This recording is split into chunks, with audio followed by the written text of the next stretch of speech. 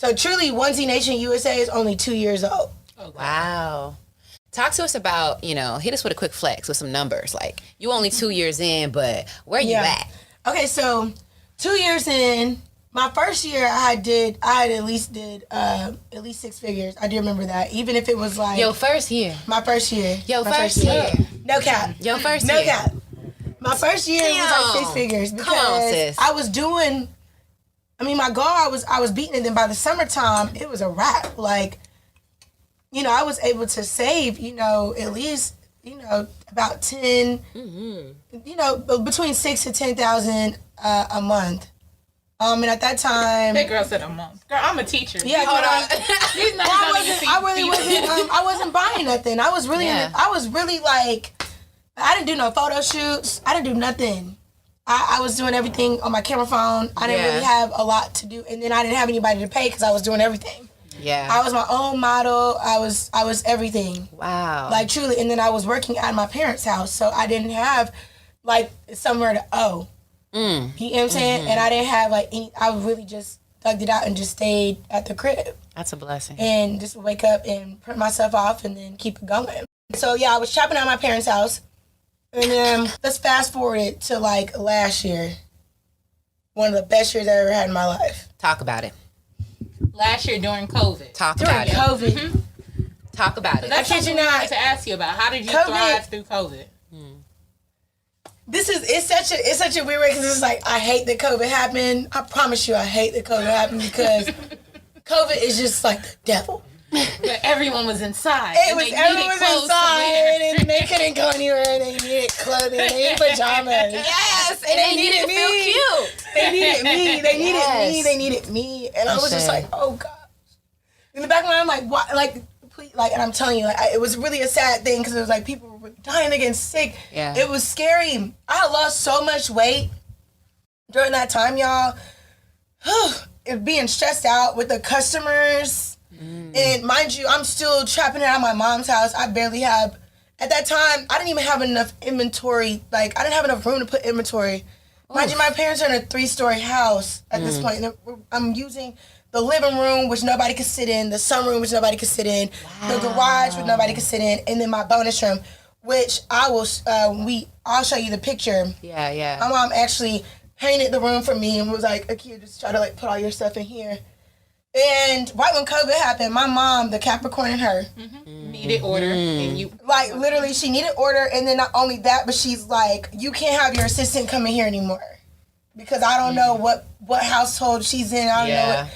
And I'm like, Ma, mind you, I'm having like at this point we still moving packages. We still like these people Pushing. are like damn near having to do almost 500-600 orders a day between two people, just 4 hands.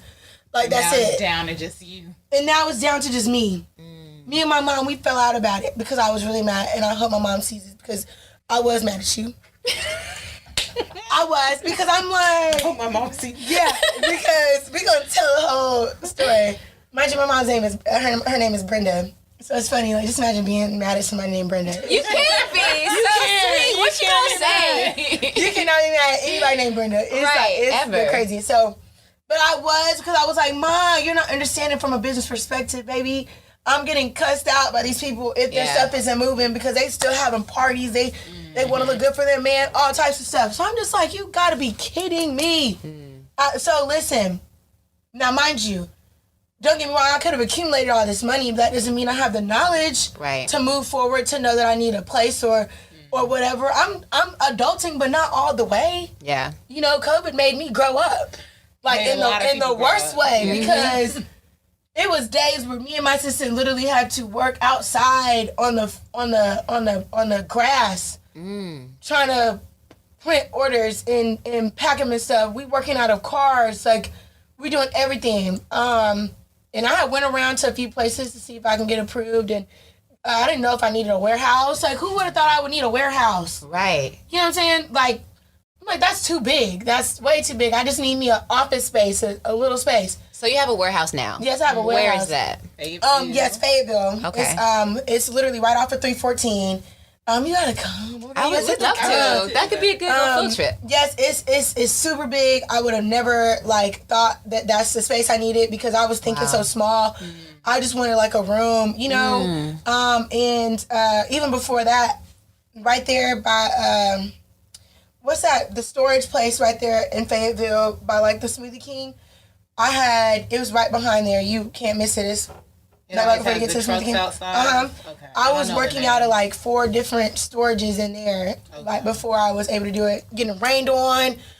For all the Onesie Nationers out there, especially the customers that wrote those Better Business Bureau like messages about me around that time, just know that we were outside in the storages, literally in the trenches at this point, wind blowing, rain when it's not even supposed to rain, and the rain comes, and we're looking at the weather, and we're like, this isn't even supposed to happen.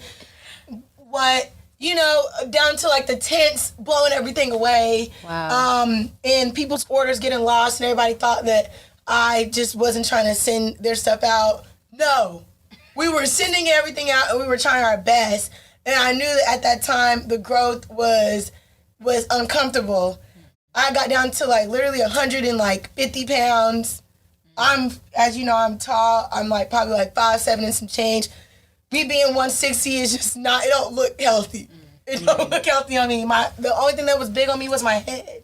And I was stressed out. I respect the fact that it sounds like you did a lot of learning on the job. And I think that's because like I went to school for business. So like marketing, management, all of that. And I think there's a lot of things that we are taught that I would look at my peers in other colleges, not just be like, oh, you don't have a resume? Oh, you don't know how to do a job interview? You don't know this stuff? And it would just be second nature to me. But I also truly do understand the struggle that it is to not only be in a business, but when your business is growing faster than you were ready for. Too fast. And you made those changes to accommodate it. And I just have a lot of respect for you because a lot of businesses go down. Yeah, I took the challenge. I was like, okay, cool, this is what you want me to do? Bet. Like, seriously. And when that happened before, and it's crazy, like, and I'll say like this, you got to be careful what you wish for, even though I'm really glad what I wished for was amazing. Because I had already manifested. Now, look, this is what I did. Catch this. So, by October, I was like, I want to at least try to make $100K a month, right? That was like my goal. Like, let me see if I can make $100K a month. So I went in, I did all my inventory, and I did exactly how much each one would cost and what my profit would be, you know, after I sell it and stuff, and what I would accumulate off of one, you know, onesie. So I knew right then and there exactly what I needed to sell and how many I needed. So, okay, so I was able to make the $100K. Boom, the first month, that was November. That happened. I'm like, let me try this again. You know what I mean? Right on time before everything starts shutting down and, you know, there's no planes coming in. Did it again in December. Another $100K. Yes. Ooh. Y'all heard that commercial? They be like, they got you $100K twice? No, I'm straight. And she about to go for the third. I already know it. Then the third one was different because this one was over it. This was over $100K. Wow. Because now we're in January. Wow. Now we're really in COVID time. Yeah. Mind you, even in Christmas, around that time, I remember I ended up having to go to the hospital on Christmas Eve because I was sick. Like, I didn't feel good. And even then, like, people didn't know what was going on. They just wanted their orders. But yeah, I hit it again. So then it was like February again. Jeez. By March, it was like I had looked down and I looked at my thing. I was like, so you mean tell me like in 3 months, I basically did like literally $1 million in sales? Oh, yes, I was like, you gotta be kidding me. I hit up, the first person I went to, I was like, Dad. Because I screenshot my Shopify, I'm like, so this is what happened. Basically. I know your daddy was proud. It's like that time really hit me because I'm like, okay, so this was uncomfortable for a reason. Because I'm like, there's no way that I would have ever had even close to $1 million worth of inventory in my mother's house. So it goes back to being that like fish in that fish tank, the little small fish. if you get a bigger tank, the fish gets bigger. Yeah. Wow. You know what I mean? Or even when it comes down to snakes, they get bigger as the bigger the tank. Yeah, so I'm like, I'm glad that I was able to grow, but that was the most uncomfortable. You know, it was very uncomfortable for me because it was like no sleep, stressed out, barely eating, and then even at that time, my dumbass was trying to do a meal prep, and I didn't even need to do that, you know, because I'm like, everything is, you know, it's closed, so I'm eating like basically right at the same time. And I think that also helped me, but then it was like the stress on top of it, and I was just getting uncomfortable. I'm like, why people gonna start thinking I'm sick? You know what I'm saying?